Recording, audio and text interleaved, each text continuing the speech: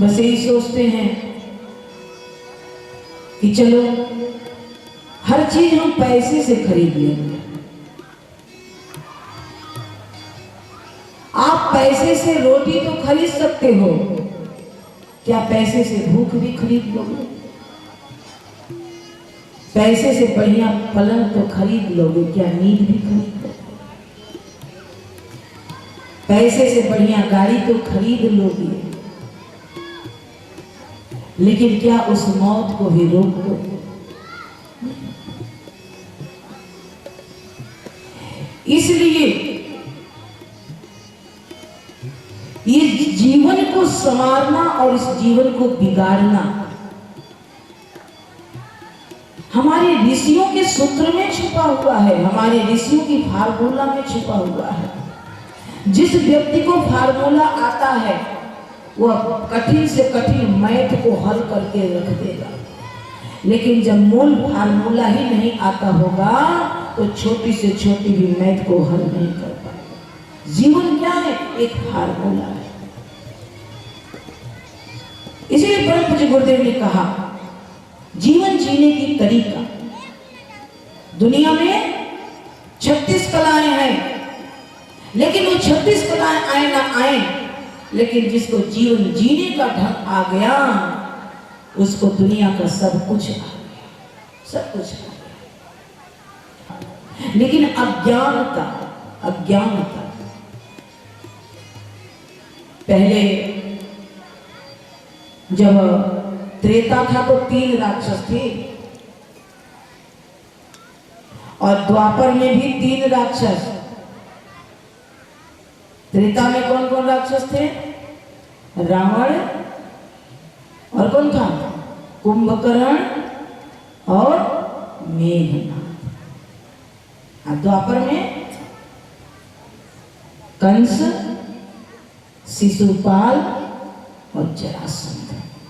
लेकिन कलयुग का राक्षस बड़ा विकराल है। कलयुग का राक्षस बड़ा विकराल है भैया। ये 3 राक्षस कौन है? अज्ञान, अभाव और अनीति। पढ़ा लिखा व्यक्ति जिसको ज्ञान सब है, डिग्रियां हैं, वो सब कुछ जानता है, वो धर्म को भी जानता है दुर्योधन की तरह, अधर्म को भी जानता है। जानामि धर्मम न च मे प्रवृत्ति, जानामि अधर्मम न च मे निवृत्ति। मैं धर्म को भी जानता हूं, मेरा मन नहीं इसमें लगता, और मैं अधर्म को जानता हूं, मैं उसको छोड़ नहीं सकता। आज क्या हो गया? अज्ञान। पढ़ा लिखा व्यक्ति भी अज्ञान है, उसको समझे नहीं कि हमको कैसे अपने जीवन को लेकर के चलना है। और अज्ञानता ही अभाव को लाती है।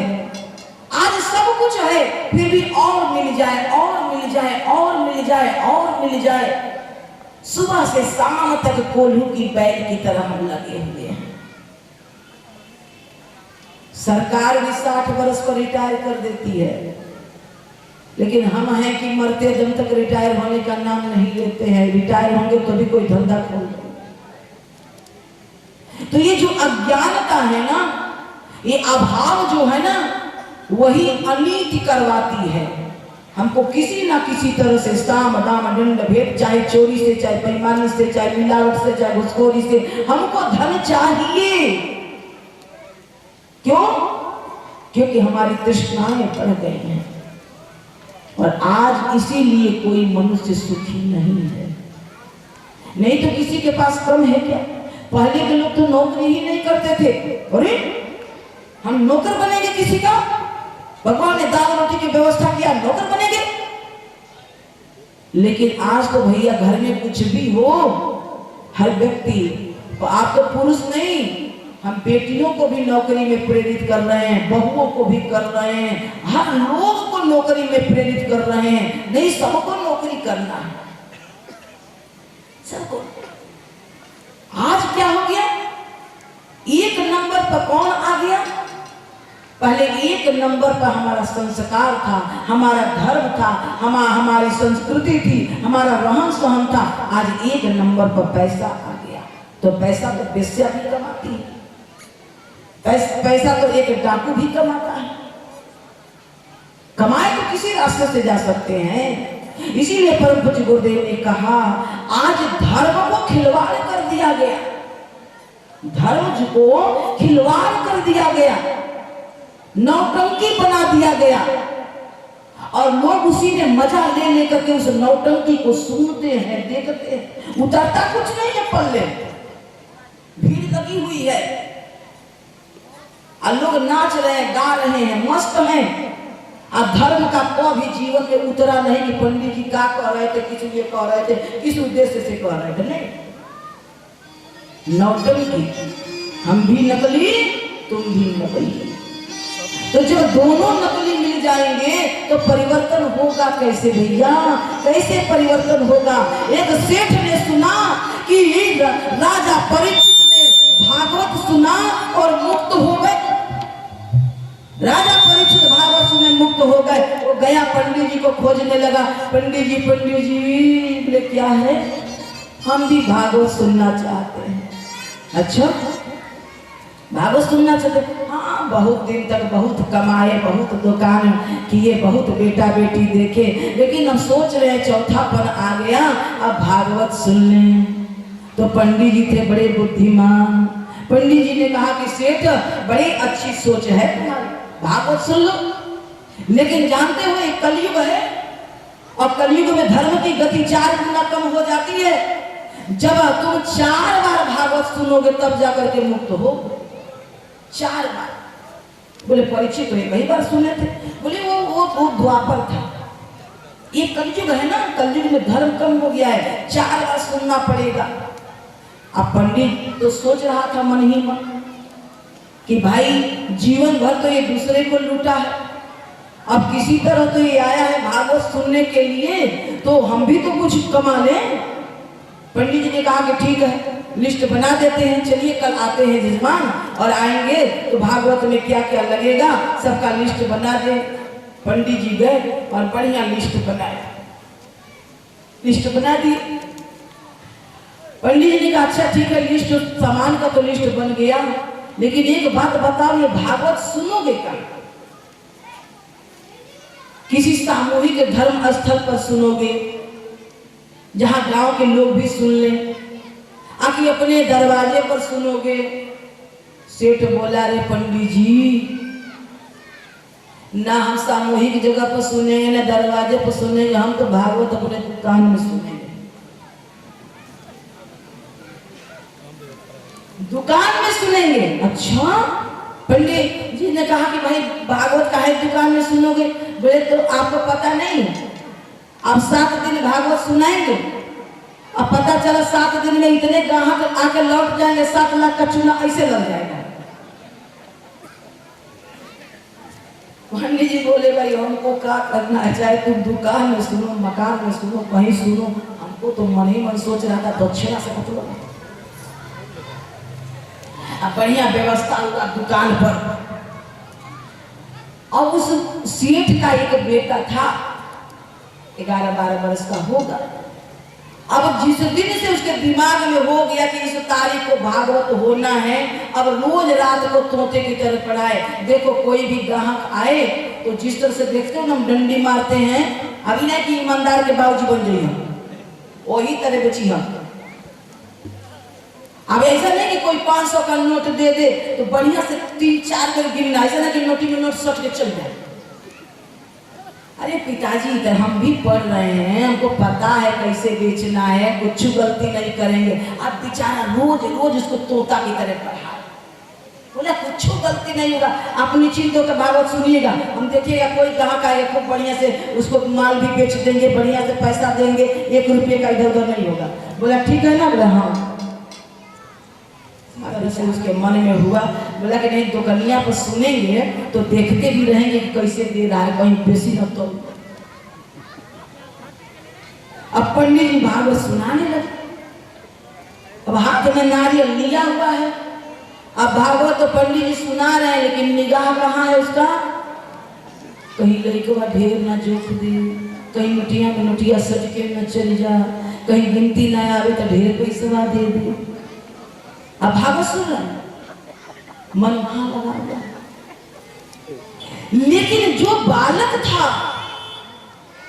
वो माल बेच रहा था, लेकिन कान उसका कहां लगा हुआ था?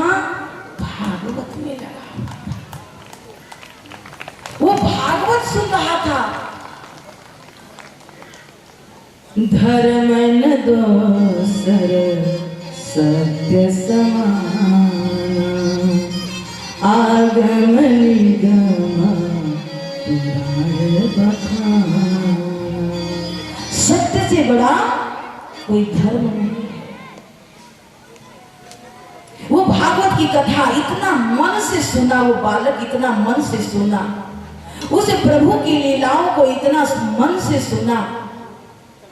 मनुष्य क्या कर्म करता है तो कौन सी सजा मिलती है, क्या सत्कर्म करता है तो कितनी प्रभु की कृपा बरसती है, वो भागवत मन से सुनता। लेकिन सेठ जो सुनने के लिए बैठा था उसकी निगाहें तराजू पर थी, और जो तराजू पर था उसका निगाहें कहाँ था? भागवत की कथा पर था। समय आया, सेठ 4 बार का भागवत सुना, और 4 बार भागवत सुन करके इस दुनिया से चला गया। और जब वहां पर गया तो वहां पर यम देवता कहे कि भाई बड़ा तो मिलावट तो तुम बहुत किए हो, अब गलती सीधा तो तुम बहुत किए हो, लेकिन जो अंतिम में 4 बार भागवत सुन लिए हो तो तुम्हारा पुण्य बढ़ गया है, तो तुमको कुछ दिन स्वर्ग मिलेगा, कुछ दिन नरक मिलेगा। अब बताओ तुम पहले कहाँ रहना चाहोगे? तो सेठ बोला है ना हम स्वर्ग में जाएंगे ना नरक में, दोनों के बीच में दुकान।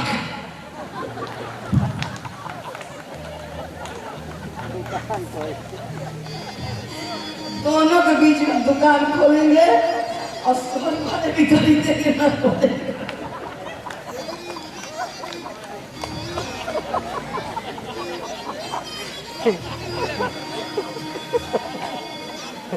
बोले प्रज्ञा पुराण भगवान की रुपया कमाया तो दुकान खोल लूंगा, यहाँ दुकान तो है नहीं, ये नरक वाले भी आएंगे और स्वर्ग भी जाए। यमराज की बुद्धि चकरा गई। अब ये बच्चा धीरे धीरे बड़ा हुआ, अब बढ़िया सेठ बन करके जब बैठ गया, और सेठ बन करके जब बैठा तो उसने तो 4 बार भागवत सुनी थी पिता के साथ। उस समय में, उस जमाने में खोटे सिक्के चलते थे, खोटे सिक्के, और वो खोटे सिक्के लोग ना असली सिक्कों में मिला मिला करके ले जा करके माल खरीद लेते थे। वो बालक, भागवत का इतना प्रभाव उस बालक पर पड़ा था, वो 2 बक्सा रखता था। जब कोई सामान खरीद लेता तो उसमें से वो खोटे सिक्के छांट देता था, और छांट करके एक बक्से में रख देता, और असली पैसा एक बक्से में रख देता था। लेकिन उस बालक ने अपने जीवन में कभी भी उन खोटे सिक्कों को मिला करके कभी भी माल की खरीदारी नहीं की। एक ही बात कहता था, ऐ मालिक, ये दुनिया वाले भले ही मुझे खोटे सिक्के देते रहे, मैं इन खोटे सिक्कों को फिर से दुनिया में नहीं चलाऊंगा। तो ऐ मेरे मालिक, जिस तरह से दुनिया वालों के खोटे सिक्के मैं अपने पास रखता हूँ और कभी दुनिया वालों को नहीं लौटाता हूँ, ये जब तेरा खोटा सिक्का तेरे दरबार में आए तो तू अपने पास रख लेना, फिर इस दुनिया की बाजार में लौटा। दुनिया की बाजार में मत लौटाना। भागवत वो होता है, एक बात सुन जाए। एक भागवत कथा वाचक थे, बार बार राजा के दरबार में जाते और बार बार कहते कि राजन आप भागवत सुन लीजिए, मैं भागवत का बड़ा विद्वान हूं। राजा जी बोले कि जा करके फिर से भागवत पढ़ लो। फिर पढ़ करके गया, बोला आप पढ़ लिए, फिर से पढ़ के आओ। 4 बार राजा ने लौटाया, भागवत फिर से पढ़ के आओ। और जब चौथा बार वो भागवत पढ़ने लगा तो फिर से लौट के राज दरबार में नहीं गया। राजा को चिंता हो गई, इस बार नहीं आया। तो राजा जी गए उस ब्राह्मण के घर, उस कथावाचक के घर। अरे भाई तुम आए नहीं?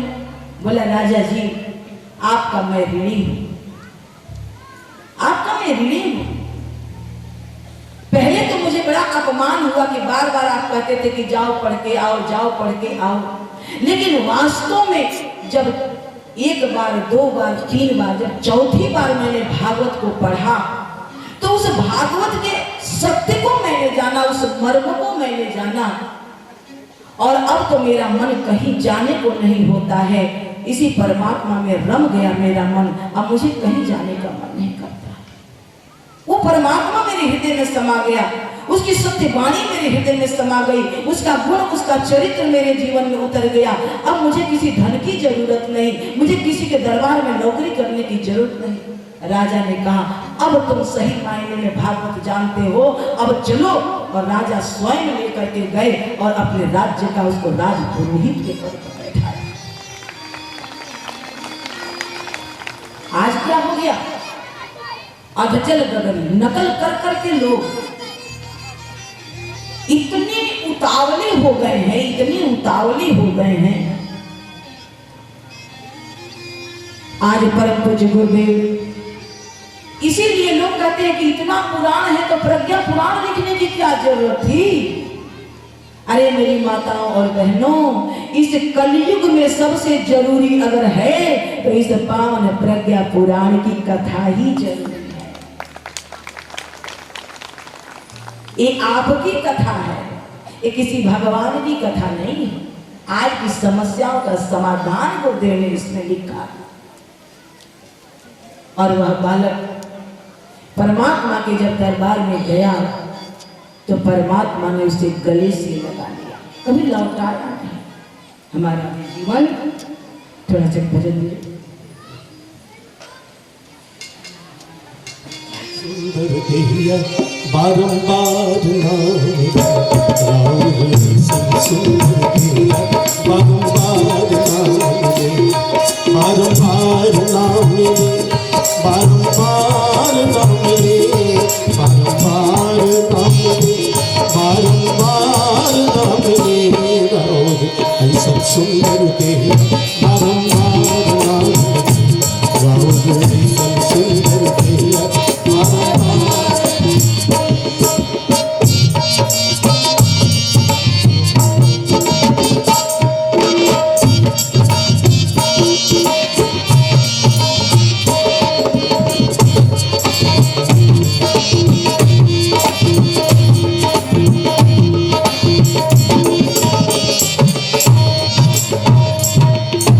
चाहे कतनो करब कमाई, चाहे कतनो करब कमाई, चाहे सोने के महल बनाई, चाहे कतनो करब कमाई, चाहे सोने के महल बनाई।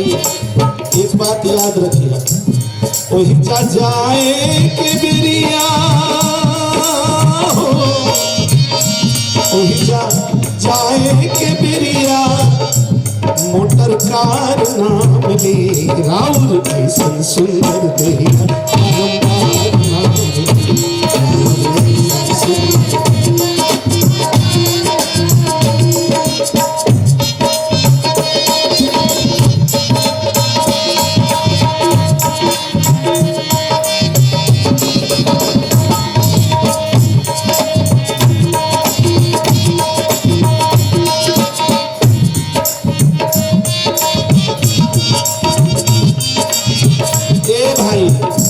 जैसन करबै वैसन पैबै, आखिर तू त पछतैबै। जैसन करबै वैसन पैबै, आखिर तू त पछतैबै। ढेर रोपला बबूलता, पेड़ रोपला बबूलता, अनार नाम ले राउर कैसन सुंदर देहिया बारंबार नाम ले राउर कैसन सुंदर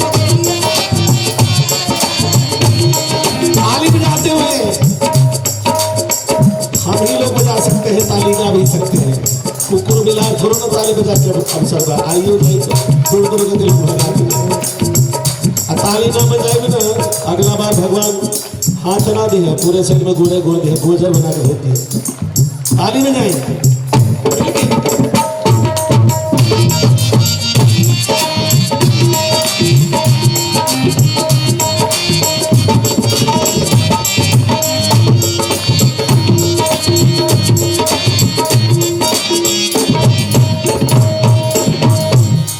दिन आई है यमराज अकेले नहीं है लाला जी के साथ में ले हैं श्रीवास्तव जी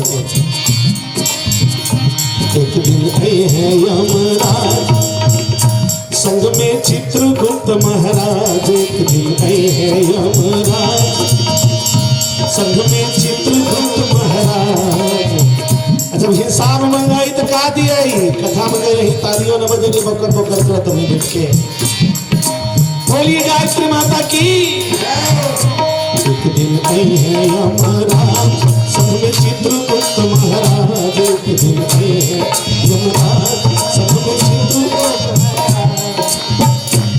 तुमसे मंगी है हिसाब का सबसे मंगी है आजकल हम लोग जहाँ तहाँ देखते हैं लिखा हुआ आप सीसीटीवी के नजर में है लिखा हुआ रहता है ना लेकिन देखिए परमात्मा को एक एक सीसीटीवी सबके अंदर पहले ही फिट किया हुआ है हम जो सोच रहे हैं वो भी रिकॉर्ड कर रहा है वो कहाँ जाएंगे भाग के एक दिन आए हैं यमराज संग में चित्रगुप्त महाराज एक दिन आए हैं यमराज तुमसे मंगी है हिसाब का तुमसे मंगी है हिसाब का जवाब ना मिले गाओ रे सुंदर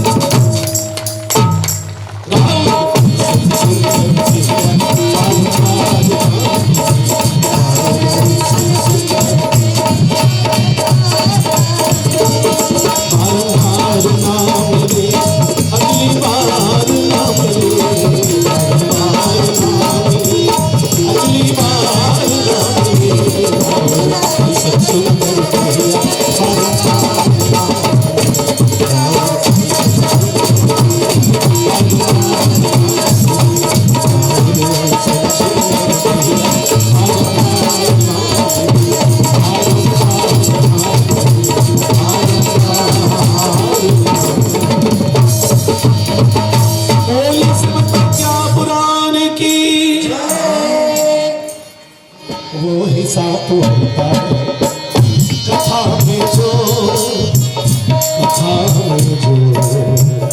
कथा में जो सोता है आदमी वह हिसाब एक बात आदमी वो ही कौआ होता है कथा में जो बातें करता है आदमी वो ही कौआ होता है आदमी बोलिए गायत्री माता की जोर से एक बार जय घोष तो लगाइए जोर से